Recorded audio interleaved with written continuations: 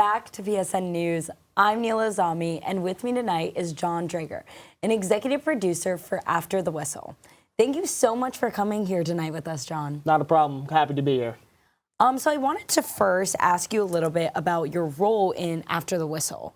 Yeah, so After the Whistle, for those who don't know, is an entirely high school sports highlight show that we do Friday nights in the fall and then Wednesday afternoons during the spring semester. And so basically, as executive producer, along with 4 others, and Mike Bolger, McKenna Wall, Justin Chevalella, and Carlos Garcia, we basically oversee the entire club, along with Brian Schoenfeld, who's one of our advisors, and Peter Terpstra. Can't forget Eric Olson, who's been helping out with the show a lot.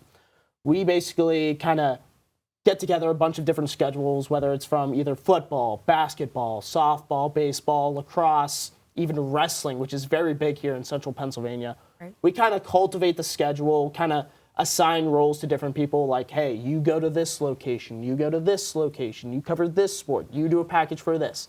Basically, what you see what SportsCenter does, that's what After the Whistle does here at Penn State. And it covers 3 different counties as well. It covers Center County, Blair County, and even Cambria County at times if we can make the drive out there. Okay, awesome. So it seems like you guys cover a lot with a lot of different people involved. So is this something that you've been involved in for a while here at Penn State, or just newly got involved in? Yeah, so it first started back in the fall of 2021 with a small group of people who now are graduated, and Andre McGarrow, Jake Starr, Preston Shoemaker, and Chris Hess. We call him Bobber, but it kind of started as like a small idea that they wanted to do, and it got put into effect that fall. And about a few weeks in, they asked me, like, hey, we need some people, we need some help. Do you want to hop on for this week, see if you like it or not? I willingly obliged because I had nothing else to do on a Friday night. Right. So I hopped on, and basically from there, hit the ground running, never looked back. Awesome. Loved it every single day. Always loved it. So is there a lot you see in the future with After the Whistle as well, like new projects you guys are all working on and whatnot? Yeah, considering how young the club is, we've made gigantic steps down the line. We kind of figured out a rhythm to go by. And just last spring, we just opened up the new spring show, which it was never done before. It was only fall for the first 2 years. And then last spring, we decided to open up to make it a spring show, and that went very well. It was a lot more relaxed. It was a little easier to get to places, compile things, and I think there was a lot less technical mistakes as well. Right. But nothing beats After the Whistle in the fall because it's all one night. You manage to go out to a game, come back, edit it the same night, go live at 11:30 p.m. It's such a great adrenaline rush. Wow, definitely. And it seems like you're involved in a lot of the different things here at Penn State involving COMM. I know you're also involved in Center County Report as well. Yes, I took it in the spring as a class, excelled along with that, and even a few PSN people like Hannah Markovich, she's in the EP with me, and then AJ Sisson, Morgan Bowl, a bunch of those people, they've managed to go through Center County Report, and I think it's helped them for the best.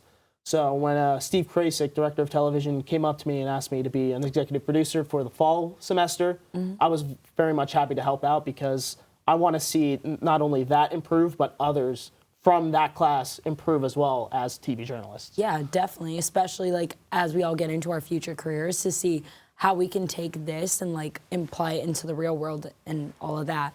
I want to ask you though, like, was there a reason that you chose Penn State particularly? And like, did you always know that you wanted to be here and come here? Or? Well, it all started back home. Growing up, I was a huge Nittany Lions football fan. Grew up watching the games and everything, wearing the jersey and all that. My parents could probably tell you that ever since I was like 2 years old, I knew I wanted to come here. Yeah. So much so that I might have applied to about 2 other universities alone. And when I got that acceptance letter to Penn State, which was right around my birthday, I said, all right, let's do it. My parents were a little bit uneasy about it, but they kind of thought about it and said, this is probably for the best for him. So they were all in on it with me as well, and I couldn't be more thankful about that. So it's like you always kind of knew you wanted to come here and this was your place. I'd say it's like it was like destiny for me. That's good. And I'm glad that you've made the best out your experience here and everything like that. Do you feel that it's a lot, and you always were interested in COMM as well? Yeah, so growing up, whenever I got babysat, my cousin at the time would always like turn on Sports Center, Right. and whenever I was watching it, I would like settle down, and I think that's where I kind of found my love to be like a broadcast journalism major and all that. And from there on, it just kind of grew and grew throughout high school. Took some more media classes and just kind of added upon my skill set. And from there, I was like, all right, I'm in this. I gotta excel. I gotta do well if I want to reach my goals.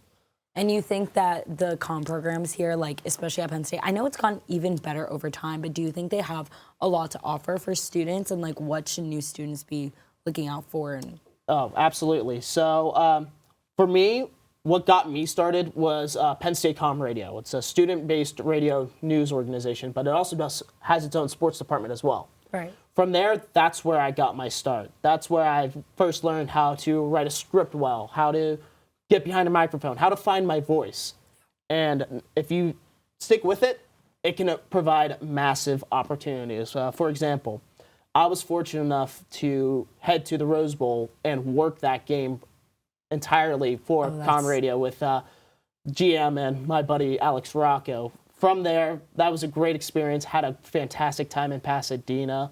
It's going to take me to other places, whether that's in college or outside of the Belisario College of Communications. But I can't be where I am today without COMM Radio. And I think because of that, I got my start. I found out what I wanted to do in life, and I continued on that path. Definitely. That seems like a very life-changing experience, and I'm glad that you've done so much with your time here at Penn State. And thank you so much for just coming here tonight and being with us, Jon. Anytime. And telling us about your experience here at Penn State. Yeah, of course. Now stick around, because coming up next, Zach and Jenna will have the latest news from across the nation.